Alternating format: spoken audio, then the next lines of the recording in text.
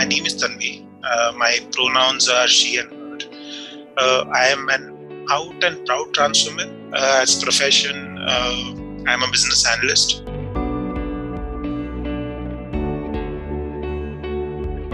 I come from a typical or middle class family. Right? We don't have awkward conversations. We don't talk about anything. So I struggled with it. I kept everything internalized until accidentally my parents got to know about it, and there were too many things that happened in that process. My biggest support system on a personal level have been my friends. So they'll stand by me whatever happens.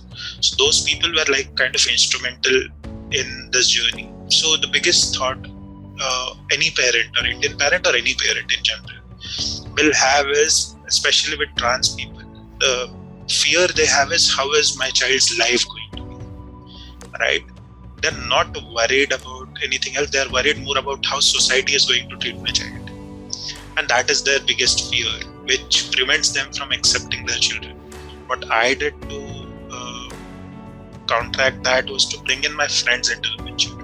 So I used to invite my friends over to my house, and I used to be myself, my authentic self. I used to dress up nicely, makeup and all, and I'll be like Tanvi, right? And I used to introduce them. My mom saw that, how initially it will be shocking for my friends as well, because they hadn't seen that version of me. But then it became so comfortable. And when my mom saw that, and she was like, okay, it's okay. My child has friends. So she'll be okay. She'll end up okay. She'll have some money even after me. So that is where actually her mind kind of changed, and she started accepting it, and then we came to a point that she's very comfortable with it right now. On a professional level, I have been blessed with some amazing mentors. Mentors are super important in your professional journey, but those mentors kind of change your life. They change your perspective, and they are a crucial support system.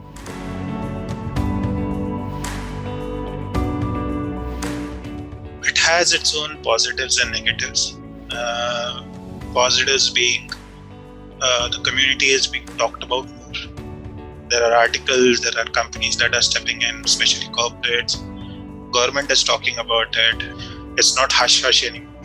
People know that people exist. It's there. You have to acknowledge the existence. You can't just push them into some corner and just go on with your lives. But the sad part is, it's all on paper. There is rainbow washing that is happening. Pride month is like a very big deal with every corporate, but once that is done, 11 months, there's nothing. And secondly, the representation is not right.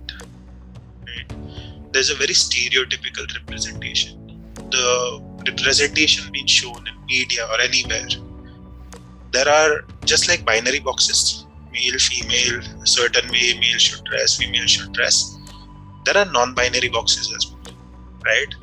That when you say trans woman, before that person arrives, there is an image that arrives. There is no gray area, or there is no other shades. There is an entire spectrum that lies out there. There are people like me who haven't socially transitioned. But does that mean we are invalid? Does that mean that I am up for scrutiny and misgendering? And I face misgendering like every day, because I'm not socially transitioned. So day in, day out, anywhere I go, people will sir. And I don't correct them. It takes a mental toll on me. It does a lot of things. I mean, there are times I go back into my shell and I'm like, I don't want to speak. I don't want to speak to anyone. I don't want to speak in meetings. I don't want to attend any events. I don't want to do anything. And then eventually I again get back out there, because I feel that people should know there are people that exist out of that non-binary boxes as well. We exist, and we deserve the same respect that anyone else does.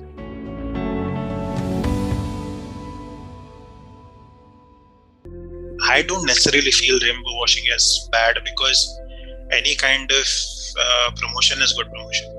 Okay, at least you're making in that Pride month, at least you're acknowledging the existence of non-binary spectrum. But I feel that corporates have a lot of power. I mean, they came to India, they flipped the culture of India on its head. Before that, we were living in a world of discrimination. There was caste, there was hierarchy, now basically a Brahmin is sitting next to a Dalit person in the same cubicle and working. And given that there are so many problems with gender minorities, even disabled people, corporates can play a very big role. So corporates can do that. There are so many things you can do for the community. It should be in a way that is conducive to everyone, not only for their own agenda. There's a lot of changes that need to happen when a company decides to hire trans people. There are infrastructure changes required, there are policy changes required, healthcare plans, and everything kind of needs to be changed. So that is why it is a massive undertaking for any corporate. That is why you don't see that level of hiring happening. Right now, I don't even think there is any kind of leadership in LGBT. Like there will be one odd leader there who is part of the community, who's open. And when you don't have those role models, it becomes very tricky because everything starts from top down. Culture starts from top down.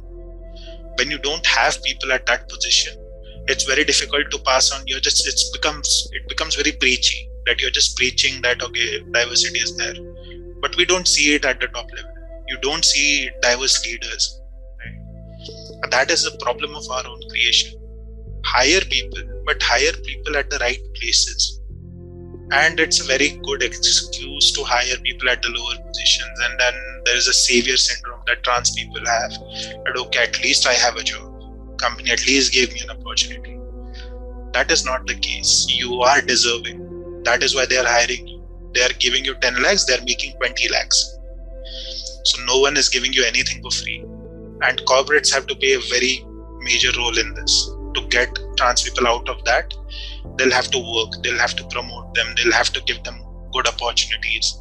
There are a number of things you'll need to do. So it is not only about hiring, it's a cultural change that has to happen. It has to happen right from the security guard at your gate, who sometimes does not allow trans people to enter because he has his own biases. Because that has happened to one of my friends. She was not allowed for an interview. From the gates itself, the security guy was like, oh, we don't allow people like you inside. She was like, I have been called for an interview here. She was like, tum jaise logo ko kaun kaam dete? So it starts from the security gate to the person that is serving coffee to everyone. It's a cultural change. It's not only for like leadership, you do gender sensitization training for them. That is not how it works. It has to be a cultural shift.